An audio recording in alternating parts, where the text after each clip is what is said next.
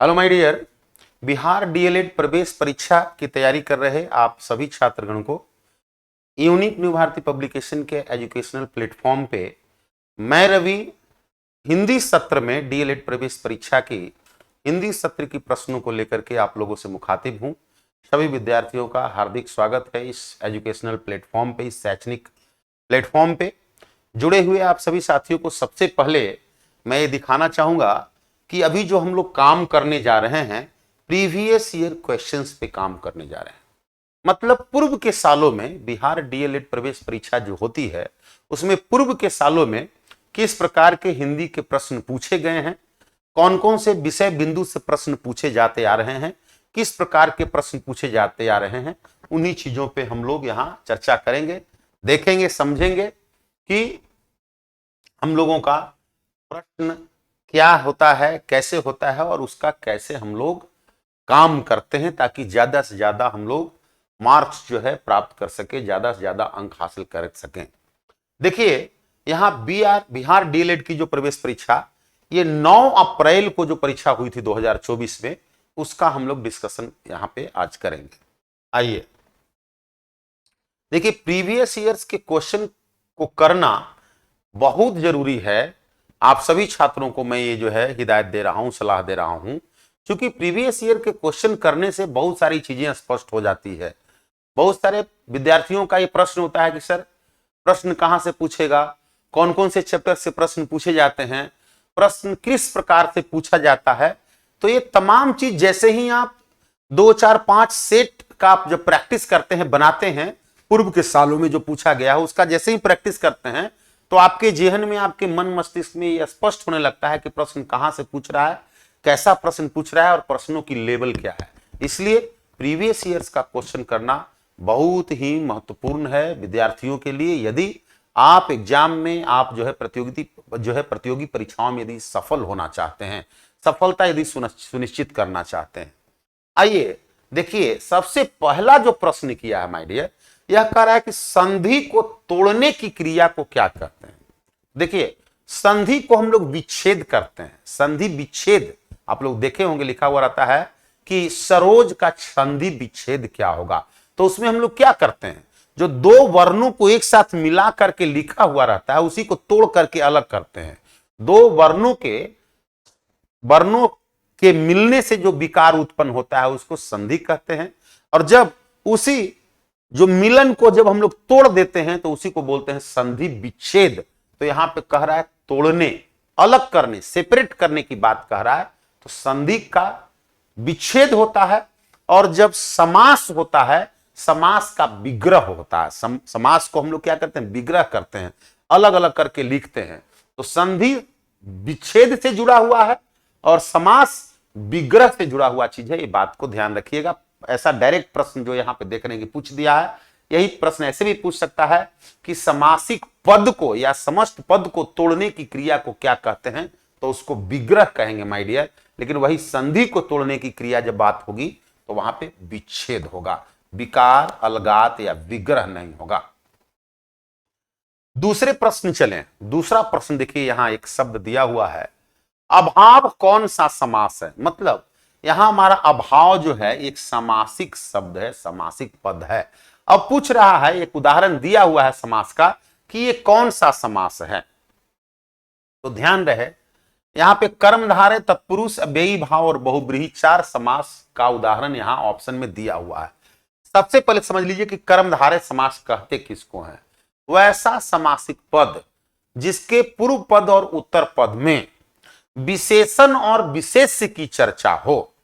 मतलब एक विशेषण हो एक पद और दूसरा पद विशेष्य हो, जिसमें एक पद से दूसरे पद की विशेषता बताई जा रही हो, तब कर्मधारय समास होगा।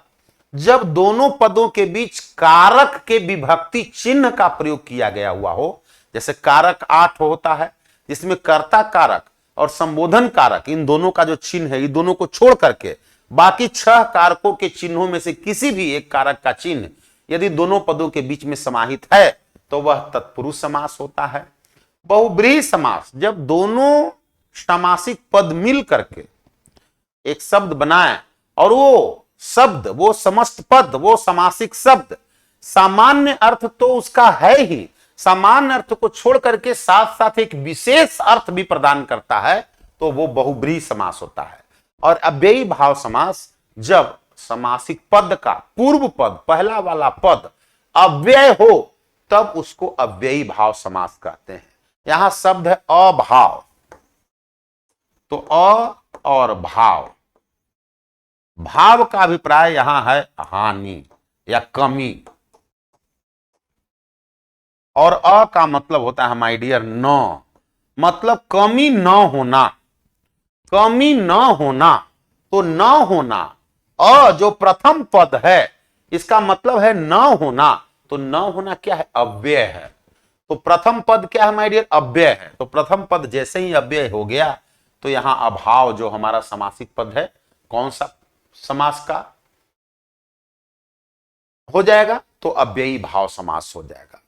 आगे यदि देखें तो घन श्याम में कौन सा समास है? घन श्याम, तो देखिए द्वंद्व समास।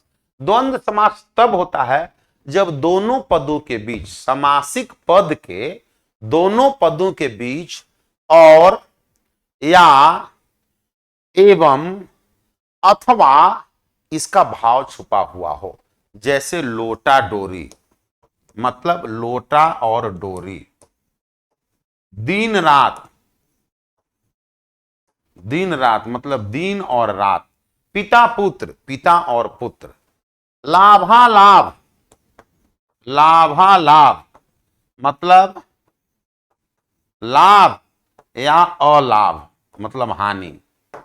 ठीक है, तो दिन रात, दिन और रात, दिन और रात दोनों पदों के बीच में और है। लाभालाभ, लाभ या अलाभ दोनों पदों के बीच में या है, तो या और एवं अथवा ये सब यदि दोनों पदों को जोड़ते हो तो वो द्वंद्व समास है। घन श्याम में वैसी बात है नहीं। घन श्याम मतलब घन जो है, बादल जो है वो कैसा है? श्याम रंग का है, काले रंग का है। तो एक यहां क्या है माय डियर? उपमान है और दूसरा क्या है? उपमेय है। एक विशेषण है और दूसरा क्या है? विशेष्य है। तो विशेषण और विशेष की बात होती है तो कर्मधारय समास। अव्ययी भाव समास अभी मैं बताया हूं, जब प्रथम पद अव्यय हो तब अव्ययी भाव समास।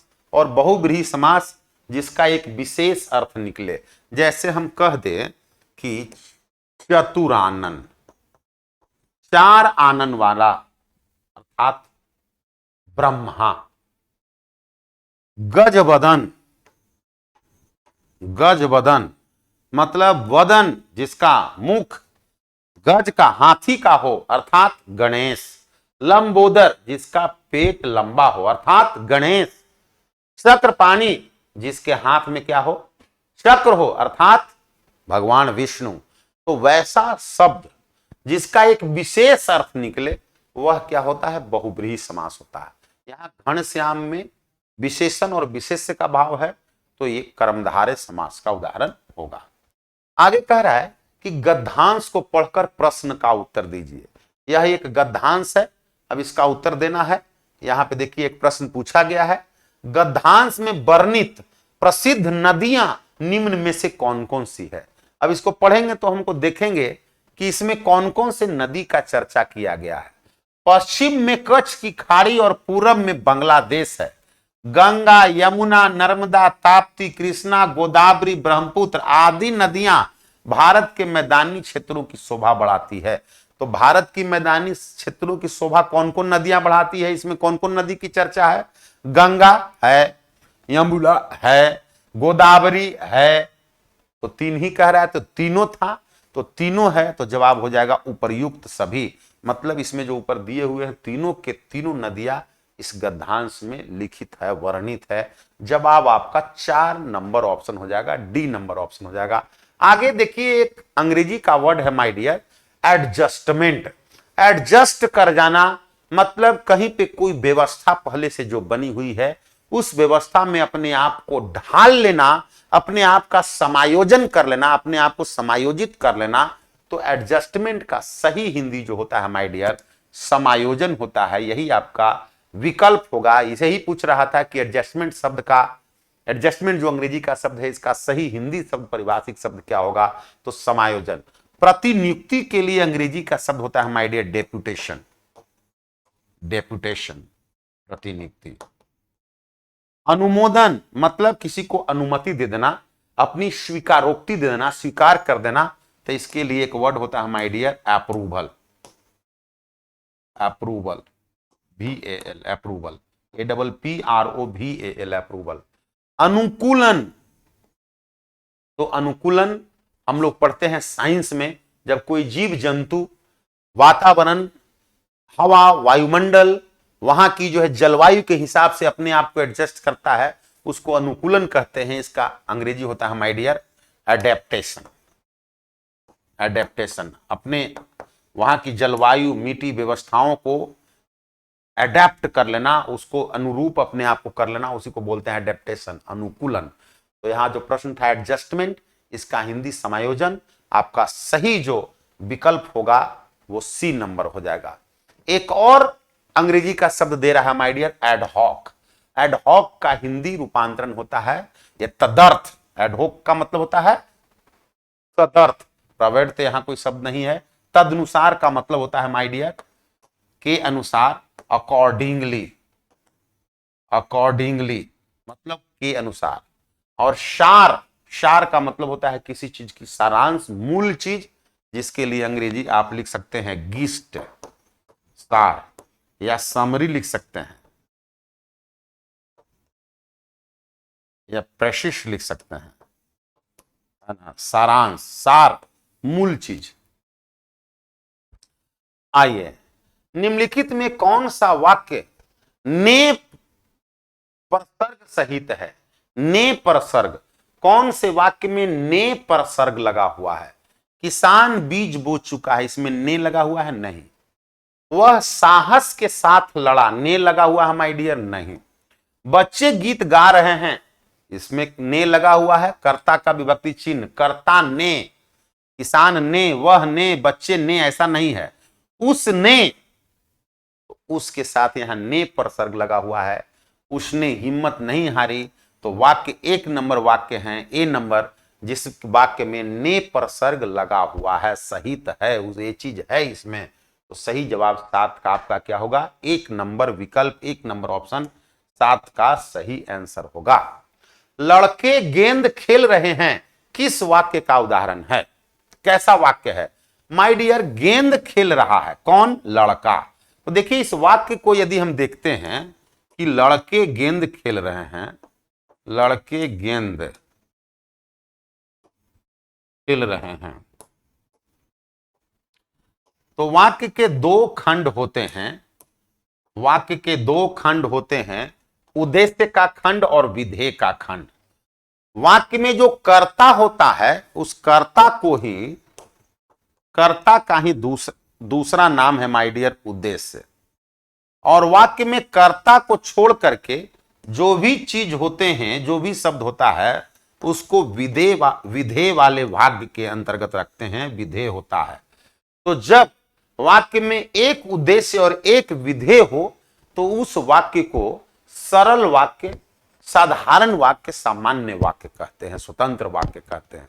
लेकिन जब दो सरल वाक्यों को और, या, एवं, किंतु, परंतु, अथवा से जोड़ दिया जाए, तो वह वाक्य जो है संयुक्त वाक्य हो जाता है। लेकिन जब दो वाक्यों को जब तब, जैसे वैसे, जैसा वैसा, ज्यों ही त्यों ही, यद्यपि तथापि, इस प्रकार के संयोजक से, कंजंक्शन से, कनेक्टर से जब दो वाक्यों को जोड़ते हैं, तो वह वाक्य मिश्र वाक्य होता है।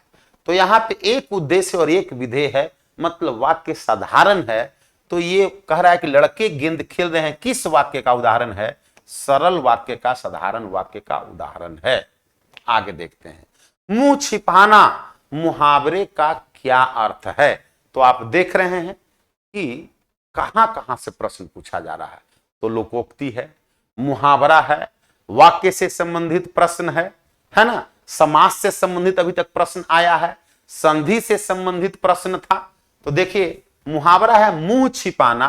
मुंह छिपाना का मतलब होता है माय डियर शर्मिंदा महसूस करना, लज्जित अपने आप को महसूस करना, लज्जा होना तो सुंदर होना नहीं। शान से जो रहेगा वो तो सीना ठोक करके रहता है, मुंह छिपा करके नहीं। कुरूप होना नहीं होगा माय डियर, लज्जित होना, शर्मिंदा होना, मुंह छिपाना मुहावरा का अर्थ होगा। अब देखिए शुद्धि अशुद्धि में यहां है कि कौन सा वाक्य है जो अशुद्ध है।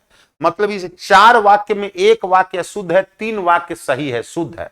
तो अशुद्ध वाले वाक्य को हमें पहचानना है। कह रहा है कि राम लक्ष्मण और सीता जंगल को गए, वाक्य सही है, इसलिए जवाब नहीं होगा, क्योंकि हमें अशुद्ध वाक्य को चुनना है। जो वाक्य शुद्ध रहेगा वही हमारा आंसर बनेगा, तो डी नंबर आंसर नहीं बनेगा। अब वह फिर से पढ़ना चाहता है, यह भी वाक्य सही है, इसलिए जवाब नहीं होगा। कई बार वह आगरा हो आया है, जाकर के घूम आया है, यह भी वाक्य सही है, इसलिए यह भी जवाब नहीं होगा। आपके पास एक ऑप्शन बच गया, यही आपका आंसर हो गया। कोलंबस ने अमेरिका की खोज की, ये होगा, खोज किया नहीं, खोज की। कोलंबस ने अमेरिका की खोज की, ये वाक्य में यही गड़बड़ी है, की के जगह पे का लिख दिया और की के जगह पे किया लिख दिया। जब लिख देंगे कोलंबस ने अमेरिका की खोज की, तब यह वाक्य शुद्ध हो जाएगा। पहले से लिखा हुआ यह वाक्य अशुद्ध है। अशुद्ध वाक्य को ही हमें ढूंढना था, तो 10 नंबर का सही जो ऑप्शन है, सही विकल्प जो है माय डियर, वो 1 नंबर है। आगे कह रहा है शेर की तरह दहाड़ने वाले तुम, ध्यान दीजिएगा, शेर की तरह दहाड़ने वाले तुम, मतलब ये जो शब्दों का जो जाल है, समूह है, तो वाक्य में प्रयुक्त है। वाक्य में प्रयुक्त शब्द को बोलते हैं क्या चीज, पद। और उन पदों के समूह को क्या बोलते हैं, तो पदबंध। तो पदों के समूह, शेर की तरह दहाड़ वाले तुम, तो यहां पे शब्दों की जो समूह है उसमें सर्वनाम डाला हुआ है, सर्वनाम हाईलाइटेड है, फोकस्ड है, मूल में सर्वनाम है, तो यहां पे पदबंध जो हो गया माय डियर, क्या हो गया, सर्वनाम पदबंध है। इसमें हाईलाइट यहां पे नहीं किया हुआ है, हाईलाइट होना चाहिए था, वो जितना को मैं हाईलाइट किया हूं। मुझसे ऐसी बातें नहीं सुनी जाती है, इस वाक्य में क्रिया किसके अनुसार है माय डियर, सुन रहा है कौन, मैं सुन रहा हूं। क्या चीज, ऐसी बातें सुनी जाती है, क्या सुनी जाती है, तो ऐसी बातें, किससे, तो मुझसे। तो दोनों ही जो यहां है माय डियर कर्म है। कहने वाला कोई दूसरा है, सुनाने वाला कोई दूसरा है। सुन मैं रहा हूं, कुछ बातें सुन रहा हूं, तो वाक्य के मूल में क्या है, कर्म है। तो जब वाक्य के मूल में कर्म हो, तब वाक्य जो है कर्म के हिसाब से होता है। तो इस वाक्य में क्रिया जो है कर्म के हिसाब से रोटेट हो रहा है। अब कह देगा कि ये कौन सा वाच्य का उदाहरण है, तो कर्म वाच्य का उदाहरण माना जाएगा। निम्न में कौन सा वाक्य शुद्ध है, अब शुद्ध वाक्य को देखना है। राम रोटी खाया नहीं, राम ने रोटी खाई, ये होगा। वह इधर उधर देखा और बोला नहीं, वह नहीं होगा माय डियर, हो यहां होगा उसने, उसने इधर उधर देखा और बोला।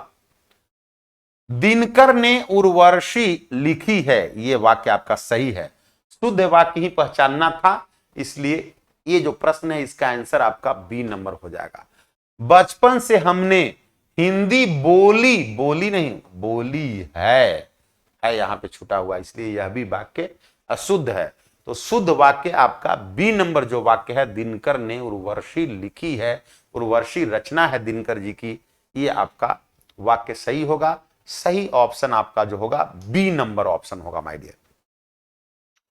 नेक्स्ट प्रश्न की ओर यदि चलें, तो अगला प्रश्न कह रहा है कि अभिधा उत्तम काव्य है। काव्य की से जो भाव, 3 प्रकार के जो गुण आते हैं, क्या चीज, तो अभिधा गुण, लक्षणा का या व्यंजना का। तो यहां पे कहा जा रहा है कि अभिधा जो है उत्तम काव्य है, मध्यम है लक्षणा, और अधम व्यंजना, व्यंजना जो है निम्न कोटि का गुण है। उल्टी कहत प्रवीण, प्रस्तुत कविता में अधम व्यंजना रस विरत, उल्टी कहत प्रवीण, प्रस्तुत कविता में आचार्य कवि देव ने उत्तम काव्य किसे कहा है, अभिधा को, व्यंजना को, कि 2 विकल्प सही है कि इसमें कोई नहीं, तो उत्तम काव्य अभिधा को कहा है, व्यंजना नहीं। दो विकल्प नहीं, इसमें से कोई नहीं। सबसे जो ऑप्शन होगा, विकल्प यहां होगा, वो होगा 1 नंबर। अभिधा को कवि के द्वारा उत्तम काव्य बताया गया है।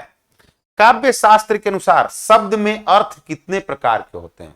तो काव्य शास्त्र के अनुसार शब्द के 3 तरह के अर्थ होते हैं। अभिधार्थक शब्द मतलब जो मुख्य अर्थ में आता है सो, लक्षणार्थक भाव, लक्षणार्थक अर्थ, और व्यंग्यात्मक अर्थ।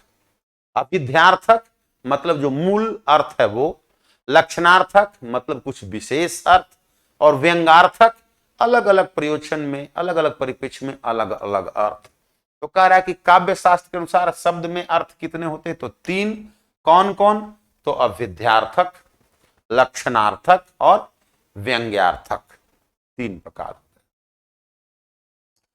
आगे कह रहा है माय डियर कि प्रियतमा को समक्ष पा कामिनी न जा सकी न ठहर सकी। प्रियतमा को अपने पास जो कामिनी है पा करके, नायिका जो है अपने नायक को अपने आंखों के सामने पा करके, देख करके दुविधा असमंजस की स्थिति में आ जाती है। विरोध का भाव उसके अंतर मन में आ जाता है कि जाएं कि न जाएं। अपने प्रियतमा को अपने सामने पा करके उसे छोड़ने की, आंखों से ओझल होने की परिकल्पना उसे उसके मन और चेतन में विरोध उत्पन्न कर देता है। एक तरफ एक मन उसे जाने की इशारा करता है छोड़कर, परंतु दूसरा मन दूसरे तरफ कहता है न जाओ, अपनी प्रेम को अपनी अपलक निगाहों से और निहारो। तो यहां पे क्या है? न जाना और न ठहर सकना, मतलब न तो जा ही पा रहा है और न ठहर ही पा रहा है। मतलब एक तरफ से जाने और एक तरफ से ठहरने की बात है, मतलब जो दोनों एक दूसरे का सीधा क्या है? विपरीत है। तो 2 शब्दों, काव्य की पंक्तियों में 2 शब्दों के द्वारा एक दूसरे के बिल्कुल ही विपरीत भाव, विपरीतार्थक भाव को प्रस्तुत कर रहा है। यहां पे क्या कर रहा है? विरोध प्रस्तुत कर रहा है, विरोध का भाव लेकर के आ रहा है। तो विरोधाभास, विरोध का आभास है, विरोधाभास अलंकार वाक्य की पंक्तियों में दृष्टिगोचर हो रहा है। कह रहा है कि अलंकार संप्रदाय के जनक किसे कहा गया है? अलंकार संप्रदाय के जनक, तो अलंकार संप्रदाय के जनक महर्षि भामह को कहा गया है, भामह जी को कहा गया है। 10 कुमार चरित दंडी जी की रचना है। वामन जी की रचना जो है माय डियर, रीति संप्रदाय के प्रवर्तक हैं वामन। महर्षि वामन रीति संप्रदाय के प्रवर्तक हैं, जिन्होंने काव्यालंकार सूत्र वृत्ति लिखा है, और भरत मुनि नाट्य शास्त्र के रचनाकार हैं। सबसे प्रथम नाट्य शास्त्र में ही रस की बात कही गई है, रस की चर्चा की गई है। तो भरत मुनि नाट्य शास्त्र, अलंकार संप्रदाय के जनक भामह, दंडी 10 कुमार चरित्र के जनक हैं। वामन जो है महर्षि वामन है, रीति संप्रदाय के प्रवर्तक हैं। इन्होंने काव्यालंकार सूत्र वृत्ति के रचनाकार हैं, लिखा है। तो अलंकार संप्रदाय के जनक महर्षि भामह हैं। कह रहा है कि सुख चपला सा दुख, सुख का तुलना, सुख जो है चपला सा है, किसके जैसा? दुख के जैसा। चंचल मन कुरंग में अलंकार है। उत्प्रेक्षा, रूपक, श्लेष की उपमा, कौन सा अलंकार है माय डियर? तो ध्यान दीजिएगा, सा सी सम से जब 2 चीजों के बीच में तुलना किया जाए तो वहां पे उपमा अलंकार होता है। सिर झुका तूने नियति की, मान ली यह बात, स्वयं ही मुरझा गया तेरा हृदय जलजात। हृदय को क्या कहा जा रहा है माय डियर? जलजात। मतलब हृदय जो है यह क्या है? जलजात है। जलजात का मतलब होता है माय डियर कमल। हृदय को हम कमल से आरोपित कर रहे हैं, उपमान को उपमेय पर आरोपित कर दे रहे हैं। हृदय जलजात मतलब हृदय कमल है, हृदय कमल के समान नहीं है, हृदय कमल है। मतलब प्रत्यक्ष तुलना हम कर रहे हैं, ऐसी समानता की तुलना जिसमें कोई भी भिन्नता, भेद या अंतर न रह जाए, तो ऐसी भाव को रूपक अलंकार कहते हैं। यहां पे किसी व्यंजन वर्णों की आवृत्ति या पुनरावृत्ति हो नहीं रही है कि उसको हम अनुप्रास अलंकार कहते हैं। अब जब अनुप्रास और रूपक दोनों नहीं है तो दो विकल्प सही नहीं होगा, इनमें से कोई नहीं, ये विकल्प नहीं होगा, इसलिए चूंकि रूपक ये है इसमें, क्योंकि हृदय और जलजात की बिल्कुल अभेद तुलना है, तो इसलिए जवाब आपका सही जो होगा माय डियर वह क्या होगा, रूपक होगा। 20 नंबर प्रश्न को यदि देखें तो यहां प्रश्न कह रहा है कि विधि निधि दिन लेत जनु छीने, इस पंक्ति में कौन सा अलंकार है?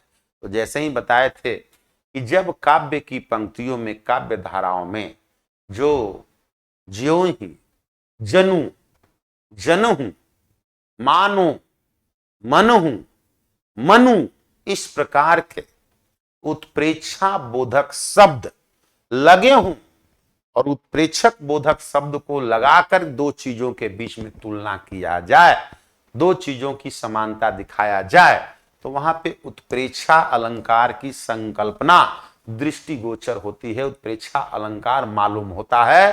तो इस पंक्ति में उत्प्रेक्षा अलंकार स्पष्ट हो रही है।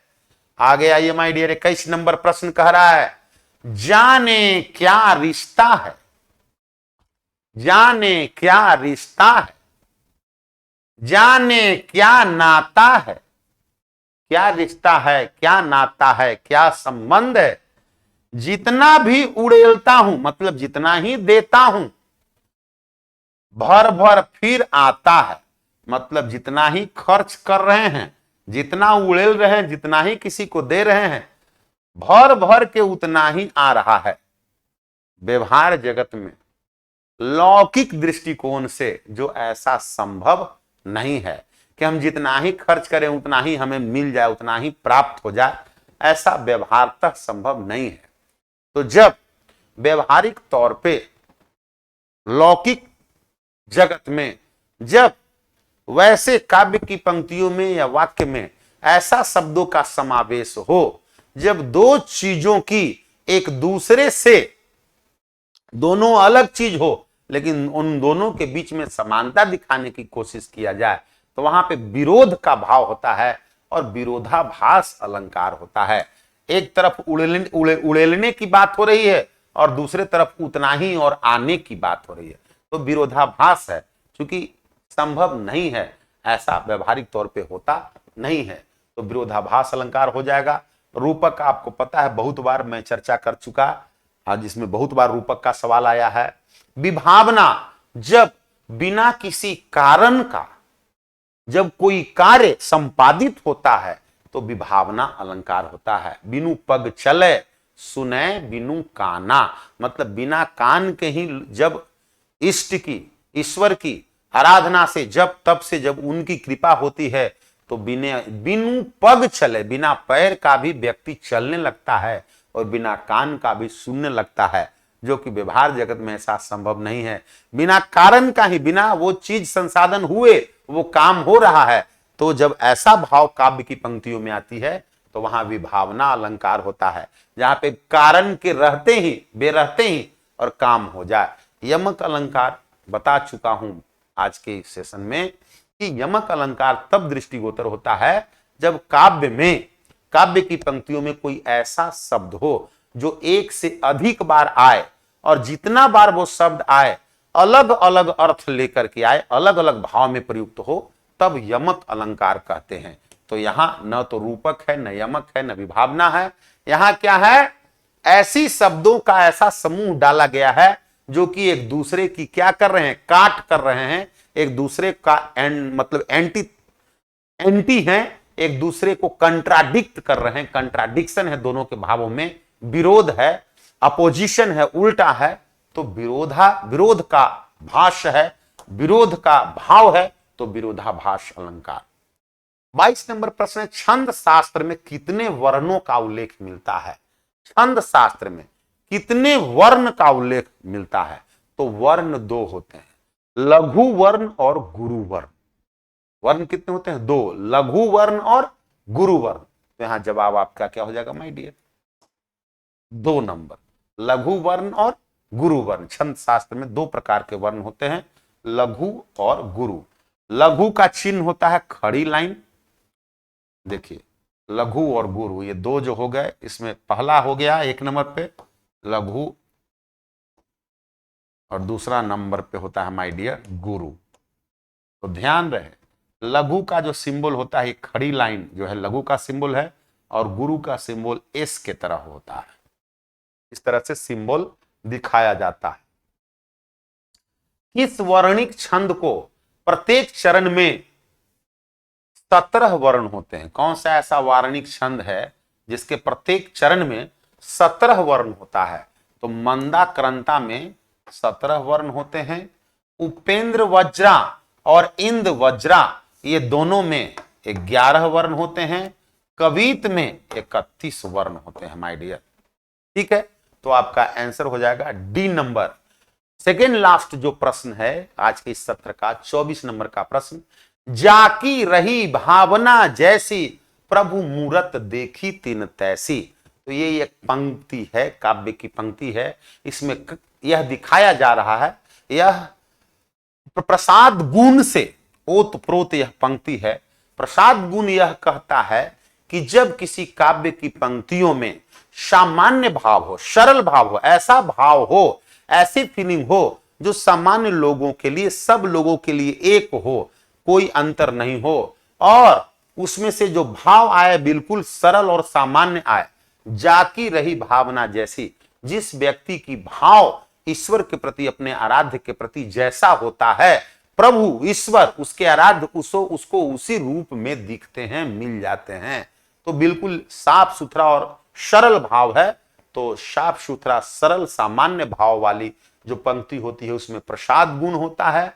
जब काव्य की पंक्तियों में पति पत्नी, नायक नायिका के प्रेम, स्नेह, मोहब्बत, लाड़ प्यार, दुलार, सौंदर्य, सुख, इन चीजों की लालित्य, विनम्रता, श्रद्धा का भाव होता है, तो वैसी पंक्तियों में माधुर्य गुण का समावेश होता है। और जब काव्य की पंक्तियों में उत्साह, जोश, जुनून, वीरता का भाव होता है, वहां पे ओज गुण समाहित होता है उस पंक्ति में। अंतिम प्रश्न जो है अभी के इस सत्र का, जो 9 अप्रैल 2024 के बिहार डीएलएड प्रवेश परीक्षा में जो हिंदी के प्रश्न पूछे गए थे, उसका जो अंतिम प्रश्न है माय डियर, यशोदा और कृष्ण के चित्रण में किस रस की प्रधानता है? तो यशोदा और कृष्ण जो हैं, मां और बेटा, मां और पुत्र का लाड़ प्यार, यशोदा और कृष्ण के बीच दोनों का, मां और पुत्र का जो है भाव है, मां और पुत्र का प्रेम संबंध का भाव है। तो जहां पे मां और पुत्र के लाड़ प्यार, दुलार, प्रेम का संबंध होता है, वह प्रेम, वह प्यार वात्सल्य रस को इंगित करता है।